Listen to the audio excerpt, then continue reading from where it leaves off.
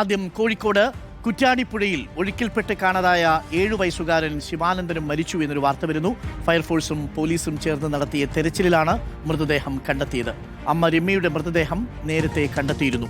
കാൽ വഴുതി ഒഴുക്കിൽപ്പെട്ട കുട്ടിയെ രക്ഷിക്കാൻ ശ്രമിക്കുന്നതിനിടെയാണ് അപകടം. തോട്ടത്താംകണ്ട് ഭാഗത്ത് അലക്കാനെത്തിയപ്പോഴാണ് രമ്യയും മകനും അപകടത്തിൽപ്പെട്ടത്. AK അഭിലാഷ് ഉണ്ട് കൂടുതൽ വിവരങ്ങളുമായി. അഭിലാഷ്, എപ്പോഴായിരുന്നു ഈ ദാരുണ സംഭവം? ഡോക്ടർ അരുൺ, ഇന്ന് കോഴിക്കോട്ട് റെഡ് അലേർട്ട് ഉണ്ട്. അതോടൊപ്പം തന്നെ മലയോര മേഖലയിലൊക്കെ വ്യാപകമായ മഴയാണ് ഇന്ന് രാവിലെ മുതൽ പെയ്യുകയും ചെയ്തത്.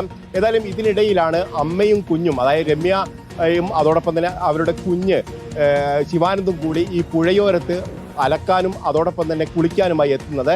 ഇതിനിടയിൽ ശിവാനന്ദ് തൊട്ടടുത്ത പാറയിൽ കയറിയിരിക്കുന്നു. അതോടൊപ്പം തന്നെ അമ്മ അലക്കുകയും ചെയ്തു. ഇതിനിടയിലാണ് ശിവാനന്ദ് പാറ വഴുതി വെള്ളത്തിലേക്ക് വീഴുന്ന സാഹചര്യമുണ്ടായി. ഉടൻ തന്നെ അമ്മ കുട്ടിയെ രക്ഷപ്പെടുത്താൻ വേണ്ടി എടുത്തു ചാടുകയായിരുന്നു. പക്ഷേ രണ്ടുപേരും ഈ ഒഴുക്കിൽപ്പെടുന്ന ഒരു സാഹചര്യമായിരുന്നു ഉണ്ടായത്. പിന്നീട് നാട്ടുകാർ നടത്തിയ തെരച്ചിലിൽ രമ്യയെ അപ്പോൾ തന്നെ കണ്ടെത്തുകയും ആശുപത്രിയിലേക്ക് കൊണ്ടുപോവുകയും ചെയ്തു. പക്ഷേ വഴിയിൽ വെച്ച് തന്നെ രമ്യ മരിക്കുകയും ചെയ്തിട്ടുണ്ട്.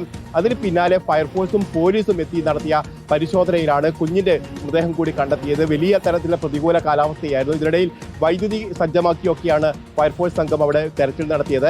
ഏതാണ്ട് 3 മണിക്കൂറോളം തെരച്ചിൽ നടത്തിയതിനു ശേഷമാണ് ശിവാനന്ദിന്റെ മൃതദേഹം കണ്ടെത്താൻ കഴിഞ്ഞിരിക്കുന്നത്. ഏതായാലും ഇവരുടെ മൃതദേഹങ്ങൾ കുറ്റ്യാടി ആശുപത്രിയിലേക്ക് മാറ്റിയിട്ടുണ്ട്.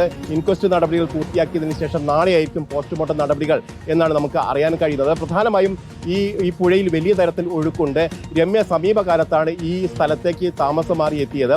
അതുകൊണ്ട് തന്നെ പുഴയുടെ സ്വഭാവം എന്താണെന്ന് രമ്യയ്ക്ക് അറിയില്ലായിരുന്നു എന്നാണ് നമുക്ക് മനസ്സിലാക്കാൻ കഴിയുന്നത്. അതോടൊപ്പം തന്നെ രമ്യ സമീപത്തെ കടിയങ്ങാട്ടെ ഒരു മെഡിക്കൽ ഷോപ്പ് ജീവനക്കാരി കൂടിയാണ് എന്നാണ് നമുക്ക് ഈ ഘട്ടത്തിൽ മനസ്സിലാക്കാൻ കഴിയുന്നത്. ഏതായാലും ഒരു ദാരുണമായ ഒരു സംഭവമാണ്. 2 പേരാണ് ഇന്നിപ്പോൾ മഴക്കെടുതിയിൽ അല്ലെങ്കിൽ ഈ അപകടത്തിൽപ്പെട്ട് മരിച്ചിരിക്കുന്നത്. അരുൺ, അഭിലാഷാണ് വിവരങ്ങൾ നൽകിയത്. വളരെ വേദനിപ്പിക്കുന്ന ഒരു വാർത്തയാണ്.